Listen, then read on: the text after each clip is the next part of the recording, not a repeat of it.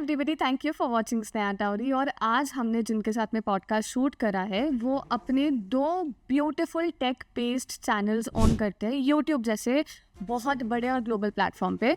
एक चैनल पर ऑलरेडी उनका 1 लाख प्लस का सब्सक्राइबर काउंट है और दूसरा चैनल बहुत ही जल्दी 1 लाख सब्सक्राइबर्स को हिट करने वाला है। Today we have talked a lot about content creation as a big saturated market. Today we have also learned about कि कंटेंट क्रिएशन में कौन सी बिग मिस्टेक्स है जो हम सब एज अ कंटेंट क्रिएटर्स कर जाते हैं, और कंटेंट क्रिएशन के क्या डोज एंड डोंट्स है, क्या रेड फ्लैग्स है, क्या ग्रीन फ्लैग्स है, और ऑल्सो हर एक बिजनेस ओनर के लिए कौन सा प्लेटफॉर्म सही है, कौन सा गलत है, इंस्टाग्राम पर क्या करना चाहिए, क्या नहीं करना चाहिए, और ऐसी बहुत सारी टेक बेस्ड बातें, और उनकी जर्नी कैसे रही है इतने बड़े टेक बेस्ड कंटेंट क्रिएटर बनने की। So enjoy the show because today we have Syed Zeeshan Ali with us. क्या आपके पास में ऐसे कुछ 2 से 3 या 5 यूनिक कंटेंट आइडियाज हैं? देखो, मैं आज जहाँ पे हूँ तो उस हिसाब से मैं पैसा देखता हूँ। हाँ, तो मैं आपको ये बता सकता हूँ कि पैसों में सबसे ज़्यादा कंटेंट कौन सा चल रहा है। ओह ठीक है, प्लीज़ बताओ। आपकी वजह से किसी की लाइफ पे कुछ अफेक्ट हो सकता है, दूसरों की लाइफ ख़राब हो सकती है, इस चीज़ का ध्यान रखना है। मेरी जो स्टार्टिंग में जो आपने मेरा बचपना पूछा ना, किसी को नहीं जानना है वो हाँ, क्या ही मतलब, लेकिन हाँ अभी जो हमारी बातें हो रही है ना वो इम्पोर्टेंट हो रही है, राइट। तो लोगों को वो जानना है। लेकिन ये आपके माइंड को कंट्रोल करता है, तो इसको जितना कम हो उतना यूज़ करो, जितना कम हो उतना यूज़ करो। ठीक है guys, we all are manifesting that मेरा चैनल मिलियंस पे जाएगा, बिल्कुल जाएगा। अच्छा, अभी स्नेहा टावरी ने कुछ गलती की है, अब वो मैं इसको वीडियो के बाद में बताऊंगा। Hi Zeeshan. Hi Sneha, the Sneha Tawari. Finally you are here. हम लोग ये बहुत पिछले पता नहीं कितने 4-5 दिनों से प्लान कर रहे थे, पर फाइनली हो चुका है। सो हाउ आर यू, कैसे हो? आई एम वेरी गुड, मैं बहुत बढ़िया हूँ। और आप बताइए, आप कैसे हो? काफी दिन बाद नहीं, ये पॉडकास्ट मेरे बारे में है ही नहीं, ये सिर्फ आपके बारे में। तो मुझे बताओ, I want to know something about your childhood. वहाँ से शुरू करते हैं। चाइल्डहुड हमारा ऐसा रहा है कि मैं मम्मी पापा के पास कम रहता था। मेरी मम्मी की बहन को क्या बोलते हैं? मासी के पास रहा करता था मैं, और सब लोग ये समझते थे कि मैं उन्हीं का बेटा हूँ। ओह हाँ, वो बाद में जब हमारे पेरेंट्स यहाँ पे शिफ्ट हुए तब उनको सबको पता चला कि मेरे पेरेंट्स कोई और है।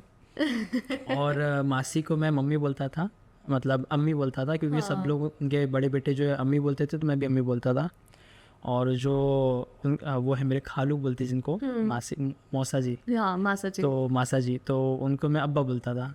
तो सबको यही लगता था उनका बेटा हूँ। और हम जो है मतलब 1937 के पहले से हमारी फैमिली नागपुर में है। बाप रे। हाँ, ओके, प्री इंडिपेंडेंस। हाँ 37 की तो हवेली बनी है हमारी एक, वहाँ पे लिखा है 1937, उसके पहले से रहते हैं। बस कुछ सालों के लिए हम लोग चंद्रपुर शिफ्ट हो गए थे, बाकी फिर वापस यहीं आ गए। तो क्या क्या चाहते थे आप? आपको क्या बनना था जब आप छोटे थे? तब छोटे थे तब तो चंद्रपुर से नागपुर ट्रैवल कर रहा था, बीच में एयरपोर्ट पड़ता था। तो बोलता था मैं पायलट बनूंगा। तो अभी नहीं लगता है आपको कि आपको पायलट बनना चाहिए? बाद में ऐसा हुआ कि 8th स्टैंडर्ड में मेरे पास जो है ना सबसे पहला एक फ़ोन आया था नोकिया का, वो ऐसा स्लाइड ओपन करने वाला 5300। अभी भी याद है मुझे, मेरे पासपोर्ट में वो होता है। ये सीक्रेट है, इसको म्यूट कर देना। तो वो जो डिवाइस था वो मुझे फर्स्ट टाइम मिला था। उसके अंदर मैं क्या करता था, कोई भी ऐप डाउनलोड करके कुछ तो भी क्रिएटिविटी करते रहता था। एक बार ऐसी पता नहीं कौन सा ऐप था क्या नहीं, मैंने मेरे फ़ोन से मेरे दोस्त का फ़ोन स्विच ऑफ किया था वो ऐप के थ्रू। तो हम लोग को बड़ा अच्छा लगा यार ये कैसे हो रहा है करके, तो मुझे वो क्यूरियोसिटी बहुत ज़्यादा जागी कि यार ये ऐप कैसे बनता है। Oh okay. और उसने मुझे लेके गया पॉलिटेक्निक की तरफ, आईटी की तरफ, कंप्यूटर साइंस की तरफ। तो उस वजह से फिर मैंने कंप्यूटर साइंस किया, सॉफ्टवेयर इंजीनियर बना। और फिर वो टाइम पे फिर मुझे हैकिंग में इंटरेस्ट आना शुरू हुआ। तो जब मुझे कुछ कोर्सेज वगैरह करना होता था, और इंटरनेट तब नहीं था, जियो आने का था वो टाइम पे, उसके पहले की बात बता रहा हूँ, तो मैं वाईफाई हैक करके पढ़ाई करता था। बाप रे, सच में? हमारे एक मामा है, आपके सारे टीचर्स को बताओ ये पॉडकास्ट देखने के लिए। अरे हमारे टीचर को कंप्लेंट कर दिया था किसी ने। इंटरनेट पूरा खत्म, बोले गया का। तो तब बात निकली थी कि जिशान ने सबको पासवर्ड बांट दिया करके। डैम। फिर तब मुझे पता चला था कि एचओडी के लिए जो वो जासूसी कौन कर रहा है वो पकड़ में आ गया था। बाप रे। तो टीचर्स ने डांटा नहीं आपको? नहीं, टीचर्स अच्छे थे, उन्होंने ऐसा हाथ रखा एचओडी ने, जिशान भाई बोले पासवर्ड तो निकला है, बोले सर मुझे नहीं पता किसने निकाला है, पता करके बताता हूँ आपको। देन फाइनल ईयर में बहुत फ्रेंडली हो जाते हैं वो लोग, तो हंसी मजाक कर रहे थे, जिशान भाई बोले पासवर्ड निकला कैसे? वैसा आपसे नहीं निकलेगा। मुझे ये चीज़ तुम्हारे बारे में पता चली थी कि तुम्हारी लाइफ 4 C's के इन एंड अराउंड घूमती है, Yes. Cat, code, content and coffee. Coffee. तो tell us something about it, क्यों? कैट तो मुझे बचपन से बहुत ज़्यादा पसंद है। मतलब मैंने ये देखा हो कि हमारे पास, हम जब चंद्रपुर में रहते थे तो हम ही एक अकेली हमारी फैमिली थी जिनके पास फ्रिज था और कैमरा था, ओह, वो रील वाला। तो फ्रिज में रिच टाइप्स। पूरे पूरे गांव में ये फेमस था बर्फ़ जमाने की मशीन। तो वो कहीं है तो वो हमारे घर पे है। तो फिर हम लोग ने वहाँ पे वो लोग को पेप्सी जो होती थी ना, वो पहले मिलती थी छोटी सी, वो हमने इंट्रोड्यूस की थी वो लोग को। पूरे मोहल्ले वाले हमारे पास से लेके जाते थे, और वो कैमरा भी था। तो वो कैमरा में जितनी भी मेरी फ़ोटोज़ है तो उसमें कोई ना कोई एक एनिमल साथ में है, जिसमें से कैट ज़्यादा है। इसलिए आपको कैट ज़्यादा कैट्स पसंद है। बचपन से पसंद है। अभी भी मेरे घर पे 7-8 कैट हैं। उसके अलावा अभी मुझे रोड पे कुछ किटन्स मिल गए थे, तो उनको भी मैं घर ला के मेरी बिल्ली का दूध पिला रहा हूँ उनको। बड़े हो जाएंगे वो तो उनको फ्री कर देंगे। आप कैट अडॉप्शन सेंटर तो नहीं ओपन करने वाले? अब मम्मी से गाली पड़ती है फिर मेरे को। तो कैट हो गया, नाउ कोड।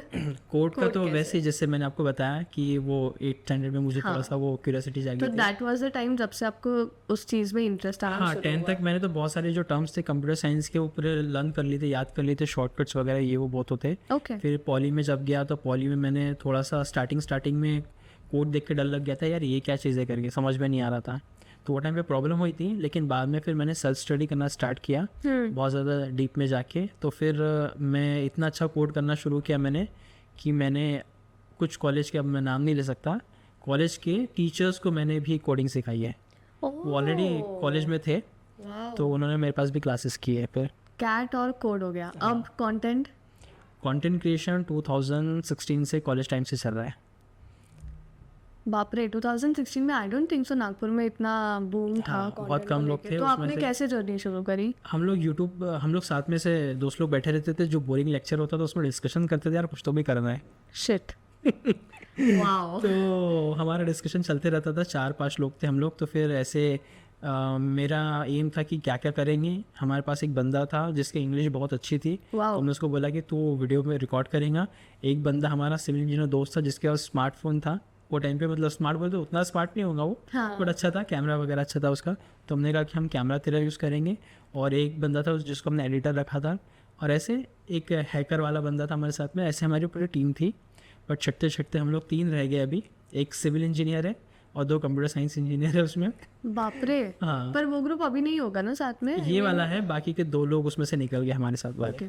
बहुत इंटरेस्टिंग सवाल मुझे करना है, वो जो लॉन्डो वाला जो फ्रेंडशिप होता है, what do you think about it? अच्छा होता है, लेकिन बहुत सारे दोस्त वो ऐसे भी होते हैं जो बिगाड़ भी देते। तो वैसे तो रहना चाहिए, क्योंकि आज के टाइम में जो है मतलब ऐसा हो गया है कि आपको अगर कुछ जाके सीखना है तो आपके दोस्त लोग ही सिखा पाते हैं। जैसे बहुत सारे Why do you लोग जो है think ना घर में रह के जो है ना, बहुत सारे बच्चों जो है ना उनका जहन उतना खुलता नहीं है। जैसे मैं पर्सनल एक्सपीरियंस शेयर करता हूँ। बचपन में ऐसा होता था, कोई भी मुझे खेल लेता था, सता देते थे, और मेरे पास रिप्लाई करने आंसर नहीं होता था। तो ये जस्ट बिकॉज ऑफ हमारे बड़े भाई थे, वो हमारे को बोलते थे घर में रहो, बाहर नहीं प्रोटेक्टिव घूमना। होते थे। हाँ, अंदर रखते थे। बट जब हमने हमारी फैमिली को सेपरेट किया, क्योंकि उन लोग की शादी वगैरह हो गई थी, हम लोग अलग हो गए, तो अब ऐसा है कि अब मतलब कोई मेरे सामने बोल नहीं सकता, अच्छा आंसर हम कर देते हैं उनको। How much? हाँ, ये चीज़ मेरी क्यों हुई, क्योंकि मैं बाहर दोस्तों के साथ, लॉन्डो के साथ रहा, तो उनसे मैंने सीखा यार ज़माना ऐसा चल रहा है। राइट। हाँ, तो जो बच्चे बहुत शांत होते, चुप होते हैं ना, तो मैं उनको बोलता हूँ उनके पेरेंट्स को उसको बाहर भेज दो तुम, ये घर में रह के ये और लड़की बन जाएगा। ओके, इसमें से you tell me this thing, मतलब I don't know how much this is true, पर ऐसा कहते हैं कि दोस्तों ने साथ में मिलके कोई स्टार्टअप नहीं बिल्ड करना चाहिए। हाँ, वो एक कुछ हद तक सही भी है वो बात, क्योंकि दोस्त कैसे होते हैं, तू नहीं कर रहा है यार, तू कर क्यों नहीं रहा, ऐसा मतलब हाँ, खुल के बोल देते हैं। बट एक जो बड़ी कंपनी होती है मैनेजमेंट वाली, उसमें कैसा होता है, सब बॉस डिसाइड करता है, राइट। सबको फॉलो करना होता हायरार्की है। होती है। दोस्तों यारी में क्या होता है, जैसे अगर मैंने कुछ इंट्रोड्यूस किया, आप एग्री नहीं हो रहे, तो जान दे, चूल्हे में डाल दो। ऐसा मतलब जनरली हम लोग बोलते हैं होता है हाँ। ओ कि यार नहीं सुन रहा हो तो जान जो, उसको जब समझ में आएगा तब वो करेगा करके। ये चीज़ जिस वजह से लॉस भी होता है। वो तो होता है। तो इस वजह से दोस्तों के साथ करना थोड़ा सा रिस्की होता है, अनलेस एंड अनटिल जब अब तक आपकी दोस्ती उस लेवल की ना हो, बहुत अंडरस्टैंडिंग लेवल होना ज़रूरी है उसमें। कूल, इस पे हम वापस आएंगे। अभी मुझे आप 4th C बताओ, कॉफ़ी। कॉफ़ी ऐसा है कि एक टाइम पे मैं कुछ लोगों के साथ रहता था जो कॉफ़ी बहुत पीते थे, बट मुझे कॉफ़ी पसंद नहीं थी। तो कॉफ़ी रखी रहती थी, मैं उसके अंदर शुगर वगैरह डाल के पीता था। बट बाद में ऐसा हुआ कि धीरे धीरे लॉकडाउन लग गया, और लॉकडाउन में फिर हमने ब्लैक टी स्टार्ट की थी। ओके। बट ब्लैक टी से मुझे थोड़ा सा एसिडिटी हो रही थी, वैसे मुझे टी लीफ से एसिडिटी होती है। तो फिर हमने क्या सोचा, चलो कॉफ़ी ट्राई करते हैं। हमने पिया, अच्छी लगी। ऐसे करते करते वो नेस्कैफे और ब्रू आती थी ना, वो बट वो कॉफ़ी नहीं है, वो मैं बताता हूँ आपको। फिर बाद में धीरे धीरे बढ़ते स्पेशलिटी कॉफ़ी होती है वो, ओके। तो जो बीन से हम बिल्कुल स्टैक करके पीते हैं। तो मैं उसके बारे में स्टडी करना शुरू किया, फिर उसमें और ज़्यादा डीप में चले गए। उसमें वॉश्ड कॉफ़ी होती है, नेचुरल होती है, उसमें हनी सन ड्राइड होती है। तो वैसे बहुत सारी कॉफ़ीज़ उसके अंदर होती है, और उसमें हर किसी में टेस्ट अलग होता है, टेस्ट नोट्स अलग होते हैं। वो बड़ा अच्छा लगा मेरे को, तो फिर मैंने वो स्टार्ट कर दिया। तो अभी मैं वही पीता हूँ। बस कभी कभी जैसे अगर ऑफिस में बनाना है तो फिर हम वो सैशे वाली कॉन्टिनेंटल कॉफ़ी होती है वो। तो मैं क्या इससे ये समझ लूँ कि अनऑफिशियली आपने PhD कर रखी है हाँ, कॉफी बोल में? सकते हैं unofficially. Cool. So tell us something that why हमारे जो जेंसीज है, हमारी जो जनरेशन है, why is it so much addicted to coffee? Coffee का जो है ना क्रेज़ अभी धीरे धीरे नागपुर में बढ़ रहा है। ये 2 साल से हुआ है, 2 या 3 साल से, पहले नहीं था। पहले कॉफ़ी बोले तो बहुत कम रेयर केसेस में लोग पीते थे। अभी ऐसा हुआ है कि बहुत सारे लोग जो फॉरेन जाके आए, उन्होंने यहाँ पे कॉफ़ी का सेटअप डाला, जैसा उन्होंने बाहर एक्सपीरियंस किया। राइट। वो जो बड़ी सी मशीन होती है, बीन्स होती है, एक्सट्रैक्ट करके तुरंत उसको बना के देते हैं। और फिर बाद में लोगों को इंट्रोड्यूस किया और अवेयरनेस बढ़ाई कि यार ये है कॉफ़ी, जो तुम पी रहे हो ना वो कचरा है। राइट। आप यकीन नहीं मानोगी, मतलब आप शायद कॉफ़ी पीना छोड़ दो, वो जो कॉफ़ी जो नेस्कैफे ब्रू वाली जो बनी बनाई आती है, कई सारे तो कॉकरोचेस होते हैं उसके अंदर। तो ये सब लोगों को पता नहीं होता है, और कुछ हद तक हमारी गवर्नमेंट ने भी अलाउ करके रखा है कि अगर कुछ परसेंटेज तक अगर उसके अंदर रहा भी तो भी चल जाता है, कोई दिक्कत नहीं है। तो ये लोगों को क्यों नहीं पता है? लोगों को अवेयरनेस ही नहीं, कॉफ़ी समझती नहीं, कॉफ़ी में भी शक्कर डाल के पीते हैं, जबकि कॉफ़ी जो है एक ऐसी चीज़ है उसमें आपको शुगर डाल के नहीं पीना है। बाप रे, मुझे तो लगता है एक अलग पॉडकास्ट करना पड़ेगा मुझे हाँ, कॉफ़ी के लिए। कॉफ़ी के लिए। ओह अच्छा। हाँ, तो डू यू ऑल्सो थिंक कि कॉफ़ी का इंटेक लेने से, क्योंकि कैफीन होता है उसके अंदर, तो हमारा प्रोडक्टिविटी बढ़ जाता है बाय एनी चांस? बढ़ता है। देखो कैसे होता है, हम लोग जनरली 2 बजे लंच करते हैं, उसके बाद जो है ना बड़ा रेस्ट मोड में जाने का मन करता है हमारा, कि या थोड़ा सा सो जाए या बैठ जाए। तो हम लोग क्या करते हैं, थोड़ी देर के बाद, आधे पौन घंटे के बाद हम लोग कॉफ़ी पी लेते हैं। तो उससे जो है एक वो टाइम, वैसे तो नैप लेना चाहिए, पावर नैप बहुत अच्छा होता है, ओके। बट आज हमने ऐसा हमारा टाइमिंग कर दिया, शेड्यूल कर दिया है कि हम वो भी नहीं ले पा रहे। तो फिर हम उस चीज़ को ओवरकम करने के लिए हम कॉफ़ी ले लेते हैं। तो कॉफ़ी से कैफीन से ऐसा हो जाता है कि हम थोड़ा सा एक्टिव मोड में चले जाते हैं, रेस्ट मोड से निकल के, और फिर काम पे ध्यान देना शुरू कर देते हैं। अगर वो ना पिए हम, तो हम कभी कभी ऐसा भी हो जाता है हमारा, अरे भाई।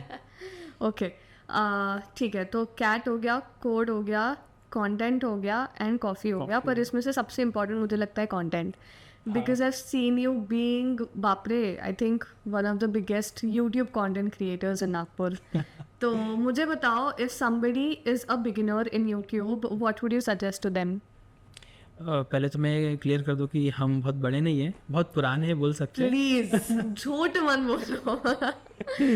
टेक में, हाँ, टेक में हम तीसरे नंबर पे हैं नागपुर में। अमेजिंग। 2 लोग और हैं जिनके बारे में पता नहीं है, वो हमारे दोस्त बोल सकते हैं आप उनको, हम मिले भी उनसे, most techie and Shrimani Tripathi, Nagpur के ये लोग भी। इनका अकाउंट बहुत ज़्यादा ऊपर जा चुका, बहुत अच्छा। और हमारी फ़ोन पे बातचीत भी होती रहती, क्या कर रहे, कैसे कर रहे, फ़ोन चाहिए, हम लोग एक्सचेंज करते रहते हैं।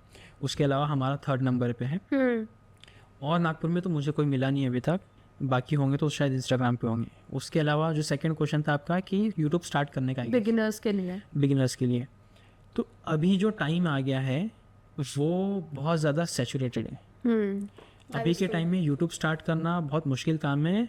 So you need a incubator, वो जो होता है इनक्यूबेटर बोलते हैं जो भी। सो आज के टाइम में उसकी बहुत ज़्यादा ज़रूरत है। अगर कोई यूट्यूब स्टार्ट कर रहा है तो उसे किसी ऐसे की हेल्प लेना बहुत ज़्यादा ज़रूरी है जिसने ऑलरेडी वो सब करके रखा है। Got it. क्योंकि पहले लक था, राइट। अब लक नहीं है, अब एल्गोरिथम है। करेक्ट। अब जो है उन्होंने बहुत ज़्यादा चेंजेस कर दिए। अभी आपकी वीडियो को रैंक करना बहुत मुश्किल होता है, सामने लाना बहुत मुश्किल होता है। तो अभी आपको ऐसा कोई गाइड चाहिए जो आपको बता सके कि आपकी यहाँ गलती हो रही है, आपको इस हिसाब से यूट्यूब पे वीडियो बना के डालना है, ऐसे थंबनेल बनाना है। तो अभी बहुत ज़्यादा मुश्किल है। हाँ, लेकिन अगर आपके पास बहुत यूनिक आइडिया है, बहुत यूनिक कॉन्सेप्ट है, आपका जो कंटेंट है वो किंग है, तो आप जा सकते हो आगे। क्या आपके पास में ऐसे कुछ 2 से 3 या 5 यूनिक कंटेंट आइडियाज़ है? देखो, मैं आज जहाँ पे हूँ तो उस हिसाब से मैं पैसा देखता हूँ। हाँ। तो मैं आपको ये बता सकता हूँ कि पैसों में सबसे ज़्यादा कंटेंट कौन सा चल रहा है। ओह, ठीक है, प्लीज़ बताओ। तो जो लोग यूट्यूब स्टार्ट करना चाहते हैं वो ये चीज़ कर सकते हैं। तो उसमें ये हो सकता है कि एक लाइफस्टाइल या जिमिंग। तो आपके लिए एक एडवांटेज ये है होम जिमिंग वाला। हाँ। ये अगर आप इसको बहुत यूनिक वे में बना के डालती हो, डेली होम जिमिंग, कि तुमको कहीं पे पैसा पे नहीं करना है, तुम घर पे रह के इतने अच्छे से अपनी बॉडी मेंटेन कर सकते हो। आज के टाइम में जो ना हर किसी को हेल्थ से रिलेटेड बहुत ज़्यादा इश्यूज होते हैं। वो चाहता है मेरे को फिट रहना है, वो चाहता है कि मैं अच्छी चीज़ें खाऊँ, अच्छी चीज़ें पीऊँ, है ना। और आज के टाइम में इतनी सारी चीज़ें खराब आ रही है, तो हर कोई हेल्थ कॉन्शियस हो गया है। करेक्ट। उसको जब आप ये कॉन्सेप्ट दोगे कि तुम घर पे रह के होम जिमिंग कर सकते हो, तो एक अच्छा चलने वाला कॉन्सेप्ट है ये। और आई गेस आपने इसके ऊपर पॉडकास्ट किया है। ये हो गया। दूसरा है ट्रैवलिंग। बाप रे, ओके। ट्रैवलिंग में स्टार्टिंग में थोड़ा सा दिक्कत हो सकती है, आपको अपना पैसा लगाना हो सकता है, लेकिन एक बार आपको स्पॉन्सरशिप मिलना स्टार्ट हो गई तो पूरा आपको स्पॉन्सर्ड होता है। हर एक चीज़ आप जितना चाहो घूमो, आपको अच्छा खासा पैसा मिलता है। फॉर एग्जांपल, आप कहीं पे जा रहे हो जहाँ पे खर्चा पड़ रहा है आपको 15,000 रुपये, वो भी मिलेगा। अब आप जा रहे हो 2 दिन के लिए, तो आप बोल दो उनको कि 2 दिन के मेरे चार्जेस 15,000 है, तो आपका घूम के आना भी हो गया, राइट। 2 दिन के 15,000 भी मिल गया। ओके, कैसा होता है। और जैसे ये फिटनेस वाला है, तो फिटनेस में बहुत सारी कंपनीज़ हैं, मैं उनका प्रमोशन नहीं करना चाहता, नहीं तो मैं नाम ले सकता था। वो आपको 6 महीने के लिए, 1 साल के लिए वो हायर कर लेंगी। 5 लाख रुपए, 10 लाख रुपए ये लो, सिर्फ जो भी कंटेंट डालूंगे उसमें हमारा लोगो दिखना चाहिए, हमारा प्रोडक्ट दिखना चाहिए, और प्रोडक्ट वगैरह भी फ्री में। आपको सप्लीमेंट चाहिए, वो क्रिएटिन वगैरह क्या क्या होता है मैं नहीं लेता हूँ सारी चीज़ें। मैं जितनी भी जिमिंग पहले किया, अभी तो बंद है, तो ये बाहर है। मैं खुद का ही सप्लीमेंट बना के मैं ट्राई करता हूँ, वो चीज़ें खाओ पीऊँ, मैं बाहर के सप्लीमेंट नहीं लेता हूँ। अंडरस्टूड। इंटरेस्टिंग। तो मुझे लगता है कि ये सुनने के बाद में लोग तुरंत ही रिसर्च ना शुरू कर देंगे हम क्या क्या कर सकते हैं। So now because you are a tech based content creator, क्या लगता है where have you seen the technology booming from the past couple of years? बहुत अच्छा क्वेश्चन किया आपने। और जिस हिसाब से मैं देखूँ तो इंडिया में सबसे ज़्यादा प्रॉब्लम ये हो रही है कि हम जो है ना टेक्नोलॉजी के साथ चल नहीं रहे हैं। ना ही हम वॉकिंग कर रहे हैं, ना ही हम रनिंग कर रहे हैं, हम रुके हुए हैं। हम बहुत ज़्यादा पीछे हैं। और जो जैसे वो कोडिंग हो गई, प्रोग्रामिंग हो गई है, हर 6 सेकंड में इसके अंदर चेंजेस आते हैं। क्या बात कर रहे हो? आज जावा का जो वर्जन चल रहा है, जैसे मैं जावा फुल स्टैक डेवलपर हूँ, आज मुझे जितना जावा आता है वो भी कुछ नहीं है। और जिसने जावा बनाया भी है, जेम्स गॉसलिंग जिसका नाम है, उसको भी पूरा जावा नहीं आता होगा। इतना ज़्यादा ऐड ऑन होते जाता है। हर एक चीज़ इतना रैपिडली फास्ट मूव कर रही है, चेंजेस आ रहे हैं, और हम उतना अपडेट नहीं हो रहे हैं। अगर हम उतना अपडेट नहीं होंगे तो हम ऑब्वियसली पीछे जाते जाएंगे, हम साथ में भी नहीं चल पाएंगे। करेक्ट। तो एक होता है साथ में चलना, एक होता है रुकना, और एक होता है पीछे जाना। राइट।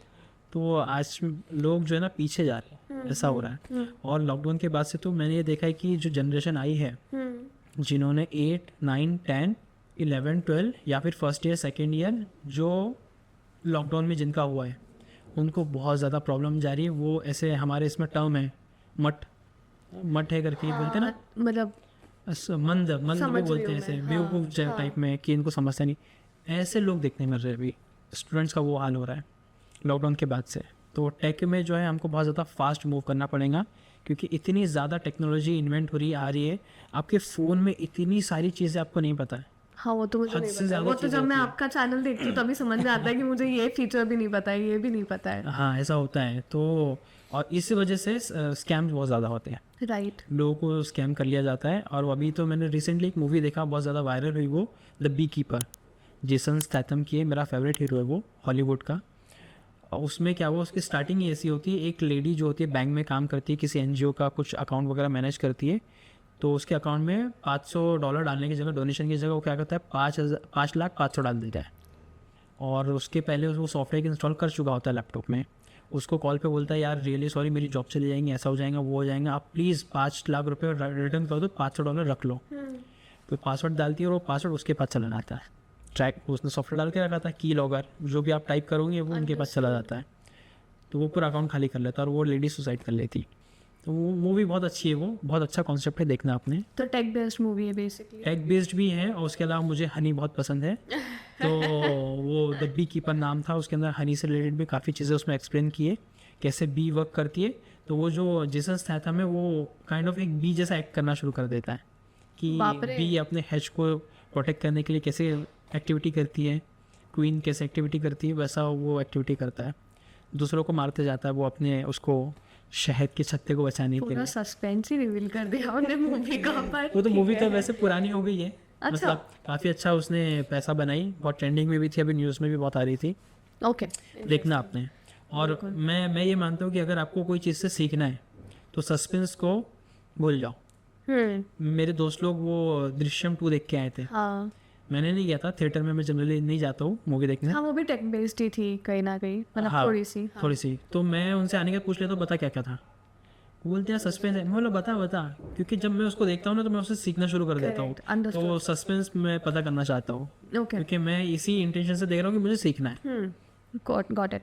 तो नाउ यू टेल मी, सी आपने क्योंकि आपके लाइफ में 8th स्टैंडर्ड में ऐसा कोई इंसिडेंस हुआ जिसकी वजह से आपको रियलाइज़ हुआ कि हाँ मेरा इंटरेस्ट अब कोडिंग में है। पर मान लो फॉर एग्जांपल अगर आज मैं 20s में हूँ और मुझे नहीं पता कि मुझे आगे क्या करना है, ऐसे पता नहीं ना जाने कितने सारे इंजीनियर्स हैं जो ऑलरेडी ये IT सेक्टर या CS सेक्टर ले लेते हैं, but they do not know what do they want to do, तो what would you suggest to them?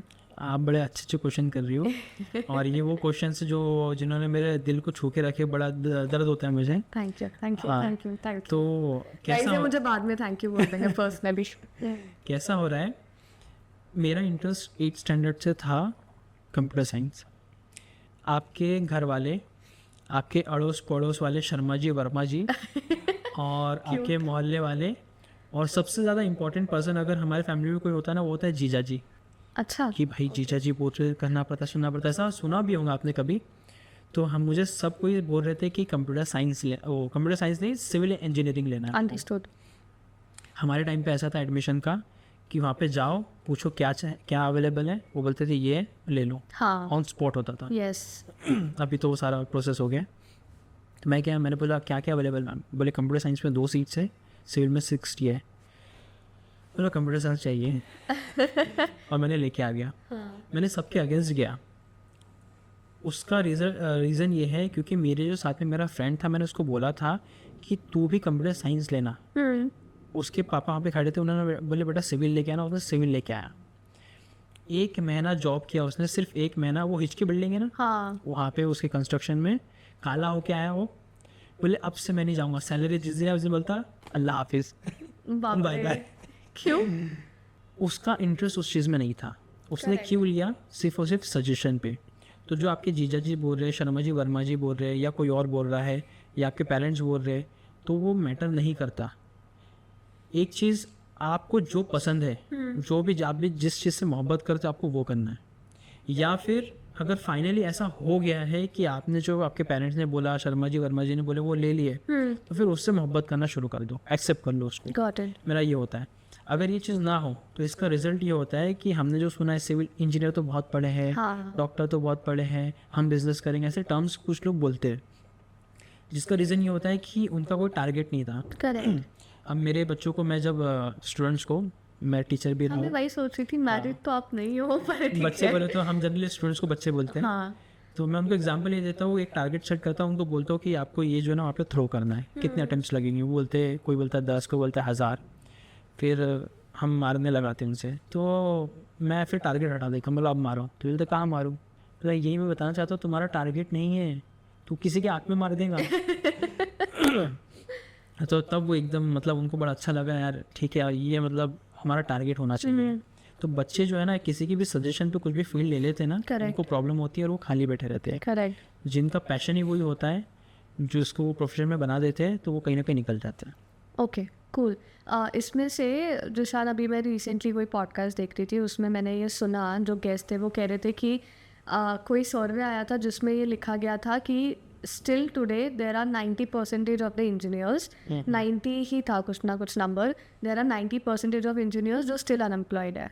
और वो इसलिए है because we as Indian society, हमारी आदत ये होती है कि हम कंपनीज को जाके ब्लेम करते हैं कि यार कंपनी के पास में कंपनी प्लेसमेंट के लिए नहीं आ रही है, या उनके पास में जॉब अपॉर्चुनिटीज़ नहीं है, मेरे बच्चे ने तो 8 CGPA 7 CGPA ला लिया, सब कुछ हो गया। पर उसके बाद में he was saying that one of the biggest voids here is कि हम ये नहीं समझ पाते कि अगर कंपनी को मैनेजर की ज़रूरत है और अगर वो मैनेजर के पोस्ट के लिए प्लेसमेंट निकाल रहा है तो तुम्हारे बच्चे के अंदर मैनेजर वाली स्किल सेट ही नहीं है, एग्जैक्टली इसलिए तुम्हारे बच्चे को वो जॉब नहीं मिल रही है। तो how do you think that having essential skill sets is important? देखो, मैं जब भी मेरे स्टूडेंट्स को ये चीज़ बताता हूँ जो आपने कवर किया, मैं बोलता हूँ कंपनी जो रहेंगी ना वो आपके कॉलेज के गेट के बाहर खड़े रहेंगी ये बोलते हुए कि आप आओ हमारे साथ जॉब काम करो, लेकिन उसके लिए आपके पास स्किल्स होना बहुत ज़्यादा ज़रूरी है। अब कैसा होता है, बच्चे इंटरव्यू देने जाते हैं, अब उनसे कोई क्वेश्चन अगर इंटरव्यूअर जो होता है वो अगर करता है, उनके पास उसका आंसर ही नहीं है, ये समझ जाते हैं इनकी कोई ज़रूरत नहीं है हमको। करेक्ट। अगर आपके पास स्किल है, जैसे मेरे पास एक बच्चा आया था, उसको मैंने लिंक्डइन पे मैसेज किया था कि मेरे साथ आके काम कर। क्यों? क्योंकि जो चीज़ मैं बनाता था ना उसने वो ऑलरेडी बना के उस पर लिंक्डइन पे वीडियो डाल दिया था। मैं उसको शॉर्ट आउट देना चाहूँगा, साहिल खान बच्चे का नाम था, चंद्रपुर का था वो। हाय साहिल। तो उसका वो वीडियो मैंने देख के उसको बुलाया, फिर मैंने क्या किया, उसको बताया कि बेटा तुम्हारी यहाँ पे गलती होती है, इसने बनाया बहुत अच्छा लेकिन यहाँ पे गलती है, हम लोग इसको ऐसे फ्लो से ऐसे करते मैंने समझाया। नेक्स्ट डे वो बंदे ने पूरा पेपर पे लिख के लेके आया कि सर जो आप ये कर रहे हो ये ऐसा है। मैं बोला हाँ एग्जैक्टली ऐसा है। उसने वो चीज़ को इम्प्लीमेंट किया, अपने सारे प्रोजेक्ट्स को इम्प्रूव किया। उसके बाद इंजीनियरिंग में जब उसका प्लेसमेंट हुआ तो उसको 5 लाख के आसपास का, 4.5 लाख के आसपास का उसको पैकेज मिला। 4th ईयर जैसे उसका निकला वैसे कोई भी कॉलेज हो, आप जैसे प्लेसमेंट के बाद आपको कॉलेज के बाद जैसे प्लेसमेंट होता है तो आपको 3 लाख के आसपास का पैकेज मिलता है, उसको डायरेक्ट 5 के आसपास का मिला। कंपनी ने देखा इसके पास स्किल्स है, उसको नागपुर से भी ऑफर था, बेंगलोर से भी था। उसने पूछा सर मैं कहाँ जाऊँ, बच्चे मेरे से सजेशन लेते बाद में। बोला देख चंद्रपुर से 4 साल से नागपुर में, बेंगलोर चले जा। तो ठीक है बोले, वो बेंगलोर में आज वहाँ पे जॉब भी कर रहा है, पैसा बच भी रहा है, खुद के पास भी है, वहाँ पे भी खर्चा कर रहा है, घर पे भी भेज रहा है। और गरीब घर का था, मतलब ठीक ही था, तो उसको काफ़ी मतलब अभी उसके हिसाब से तो काफ़ी अच्छा पैकेज मिल गया उसको। तो कंपनी ऐसे बाहर खड़ी है 100%। लेकिन आपके पास स्किल्स होने चाहिए। अगर आपके स्किल्स नहीं हो तो कंपनी को ज़रूरत नहीं है। और यही चीज़ हुई है, लोगों ने बहुत सारे फेक डॉक्यूमेंट्स बना के जॉब लिए, फिर वहाँ पे परफॉर्मेंस नहीं था, राइट। तो कहीं ना कहीं वो भी इन्वॉल्व है रिसेशन के लिए। जो रिसेशन अभी चल रहा है IT इंडस्ट्री में, उसका रीज़न वो भी है। करेक्ट। सिविल, मैकेनिकल, इलेक्ट्रिकल और इलेक्ट्रॉनिक्स वाले जो होते हैं वो सारे IT डिपार्टमेंट में जाते हैं सिर्फ कोई ना कोई कोर्स करके।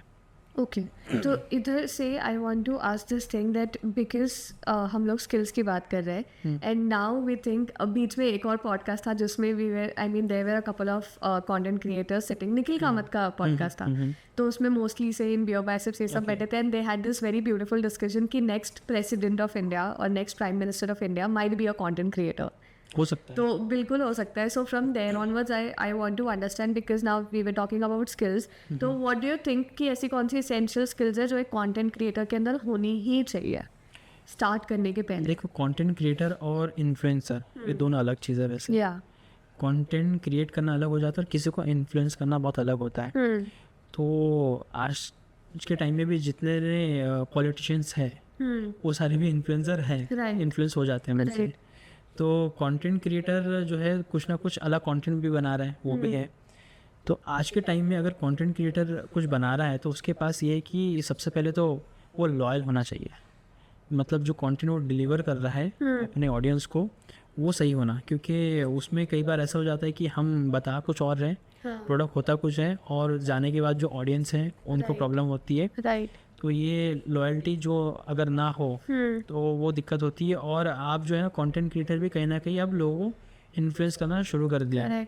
तो आपकी वजह से किसी की लाइफ पे कुछ अफेक्ट हो सकता है, दूसरों की लाइफ ख़राब हो सकती है, इस चीज़ का ध्यान रखना है। क्योंकि मैंने जैसे एक बार देखा था एक कंटेंट क्रिएटर ने क्या किया था, उसमें बॉटल में पानी डाला कांच की, उसको धूप में रख दिया, बोले ये विटामिन D वाला पानी है।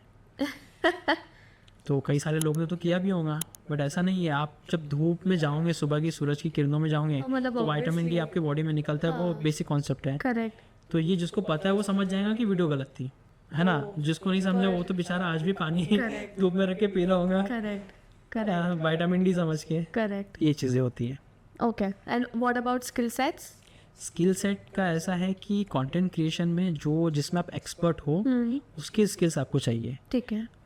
जैसे अब हमारा जो है टेक बेस्ड है, तो हमारे को टेक से रिलेटेड बहुत ज़्यादा अपडेटेड रहना पड़ता है। 100%। हाँ, अब जैसे अगर आप जिमिंग कर रहे हो फॉर एग्जांपल, तो उसमें कैसा होता है, जो हम एक्सरसाइज करते हैं तो उसमें कहीं ना कहीं अगर हमने कोई हाथ आगे पीछे रख दिया तो प्रॉब्लम हो सकती है। करेक्ट। आपको हर एक चीज़ पता होनी चाहिए कि कैसा हो, क्योंकि अगर आप किसी को समझा रहे हो, किसी को कुछ चीज़ दे रहे हो, तो आपके पास अच्छा नॉलेज होना चाहिए। राइट। अगर आपके पास कम नॉलेज है तो वो हानिकारक होता है, जैसे हमने सुना है आधा नॉलेज। हाँ, तो उससे ऐसा हुआ कि वो लोग भी फॉलो करते जाएंगे और उनको भी प्रॉब्लम होगी। तो आपके पास इंडस्ट्री बेस्ड नॉलेज होना चाहिए। जो भी इंडस्ट्री में जो भी नीश आपका है, वो नीश में आपका नॉलेज काफ़ी अच्छा स्ट्रांग होना चाहिए। Okay, got it. And now from here on, you tell me, when we are talking about content creation, what do you think about quality and quantity? Okay, तो क्वालिटी, अच्छा क्वेश्चन है ना? हाँ बहुत अच्छा क्वेश्चन है। आपके सारे क्वेश्चन अच्छे हैं।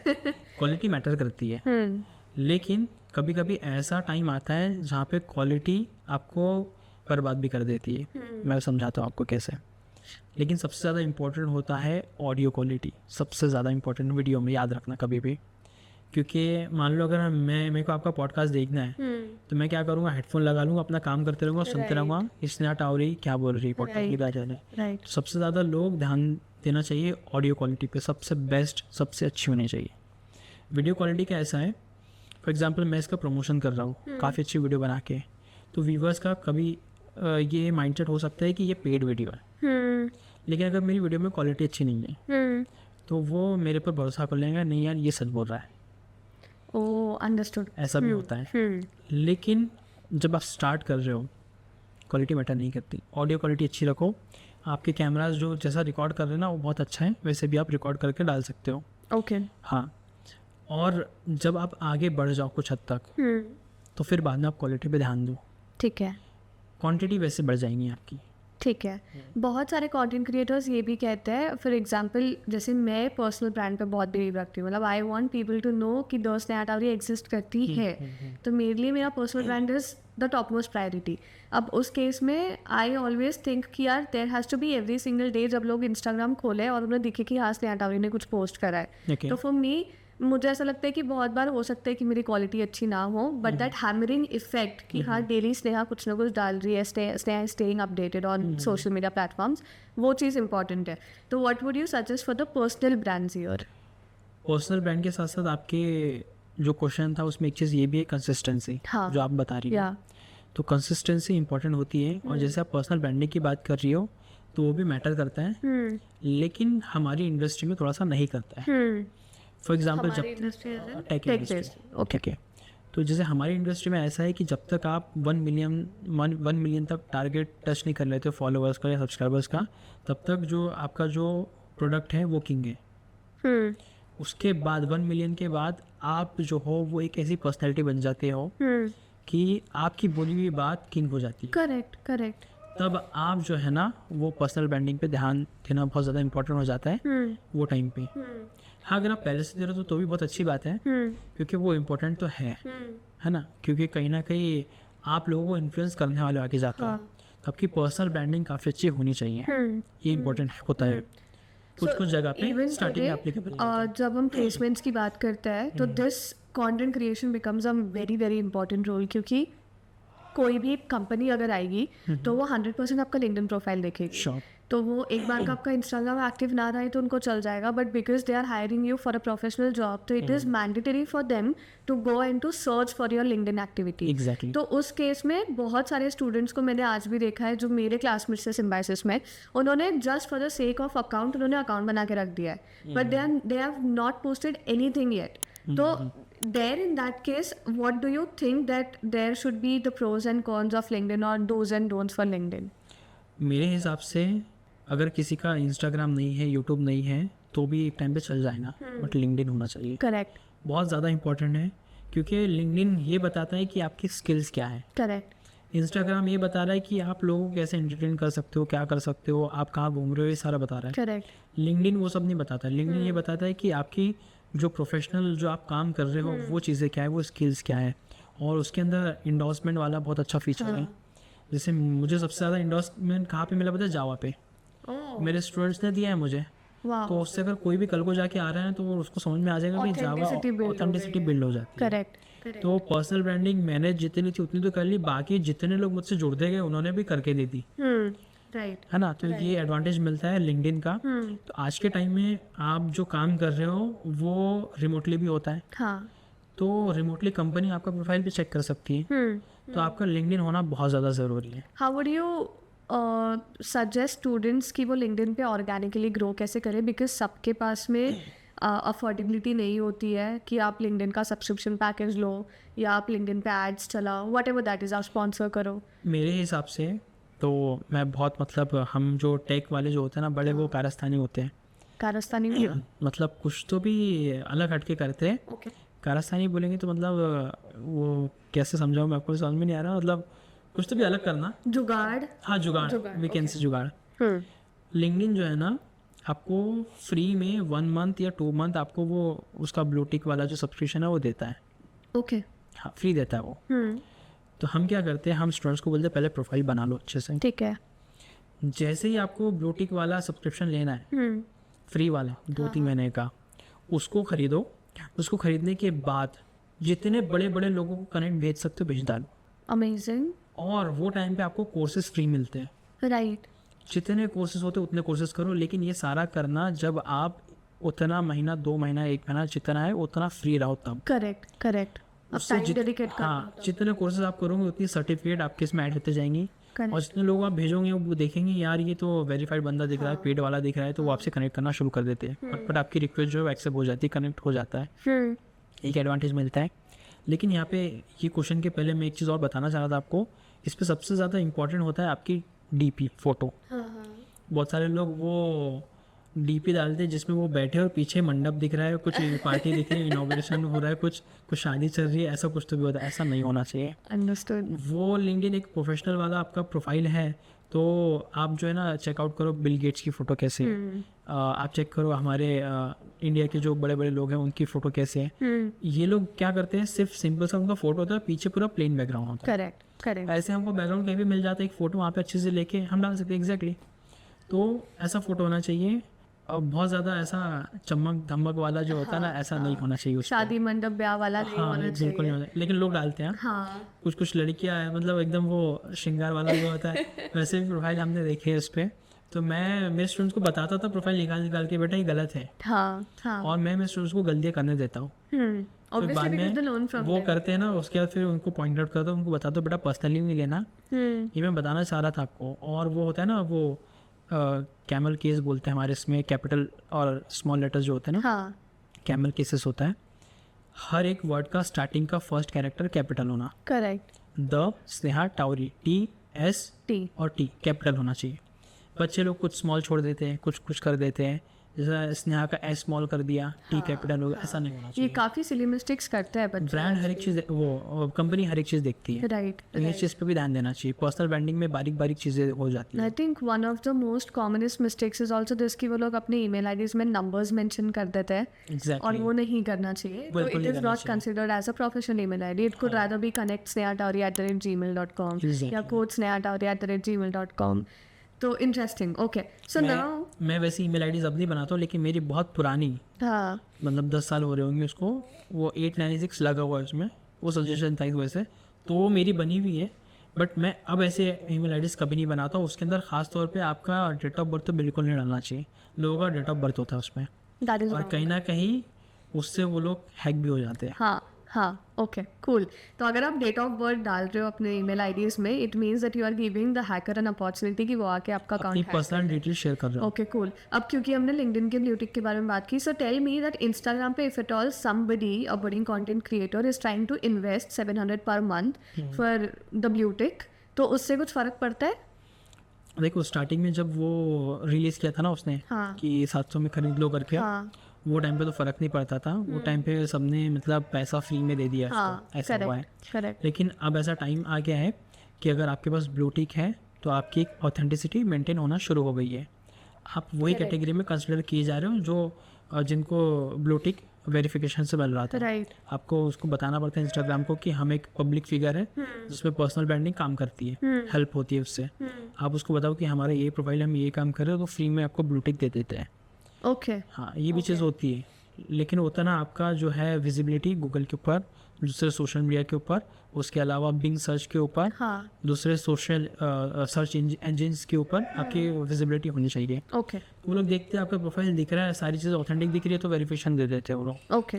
ये एक पेड वाला भी देते हैं। अब आप जाके कभी किसी के ऊपर कमेंट करो तो वो सबकी कमेंट छोड़ के वो आपकी कमेंट ज़रूर देखेंगे अंडरस्टूड। कि यार ब्लू टिक वाला है करके, तो उससे एंगेजमेंट रेट बढ़ जाएगा आपका, हाँ। आपकी वीडियो का भी। करेक्ट। और दूसरों के ऊपर आप कमेंट करोगे तो वो भी कहीं ना कहीं अलग हटके दिखेगा। तो ये तो वैसा ही हो गया ना, अगर 100 लोग चल रहे हैं उसमें से अगर एक इंसान के पास में 4 बाउंसर्स है जो उसी क्राउड से जा रहा है, तो सबकी नज़र वो बाउंसर्स वाले के पास ही जाएगी। या तो सो वी कैन से कि वो ब्लू टिक जो है ना वो काइंड ऑफ बाउंसर जैसा काम कर रहा है। करता है। इंटरेस्टिंग। ओके। और वो बड़ा अच्छा लगता है। जैसे फॉर एग्जांपल मैं अगर कोई पर्सनालिटी नहीं भी हो, हाँ। मेरे को 4 लोग लेके चल रहे हैं ऐसे, हाँ। तो मुझे बड़ा अच्छा लगता है। Obviously, और लोगों को लगेगा भी कि यार इंसान के अंदर कुछ ना कुछ बात तो है, और फिर वो ये भी मतलब ह्यूमन साइकोलॉजी इस तरीके से सोचती है कि यार मैं इस इंसान को कैसे नहीं जानता हूँ, अगर इस इंसान के साथ में 4 बाउंसर्स है तो कुछ ना कुछ तो होगा ही। एग्जैक्टली। कूल।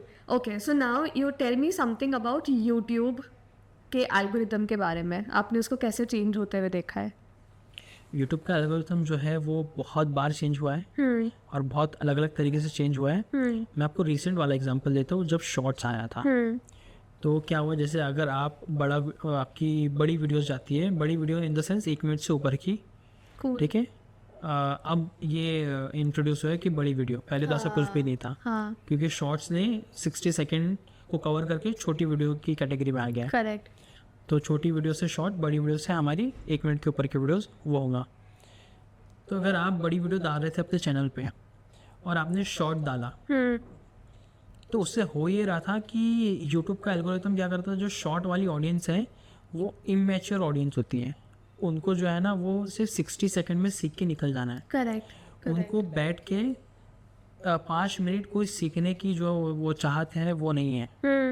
इससे प्रॉब्लम ये हो रही थी कि अगर आप शॉर्ट कंटेंट डालो तो आपके पास वो ऑडियंस नहीं आ रही थी जो आपका बड़ा कंटेंट देखे, जिससे बड़ा कंटेंट जो है ना आपका धीरे धीरे डाउन जा रहा था, व्यूज कम हो रहे थे, शॉर्ट कंटेंट बढ़ते जा रहा था। शॉर्ट्स आपको सब्सक्राइबर्स देते हैं, बड़ी वीडियोस आपको एंगेजमेंट देते हैं, सब्सक्राइबर्स नहीं देते, बहुत कम देते। तो इस वजह से लोगों ने क्या किया, दोनों को सेपरेट कर दिया।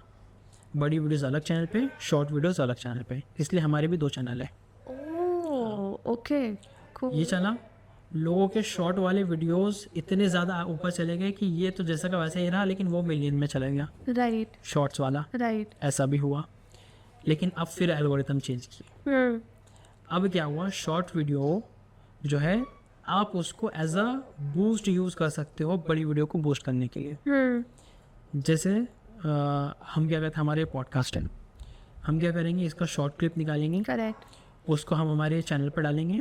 चैनल पर डालने के बाद नीचे एक ऑप्शन आता है प्रमोट रिलेटेड वीडियो का, उसमें हमारे बड़े वीडियो को डाल देंगे, टैग कर देंगे। तो जो बंदा देख रहा है शॉर्ट, अब अगर वो रिलेट कर पा रहा है, उसको लग रहा है कि नहीं मुझे बड़ा वीडियो देखना है, चाहिए फिर वीडियो, तो उसके ऊपर क्लिक करके आपको बड़ा वीडियो देखेगा जिससे आपका वीडियो प्रमोट हो रहा है।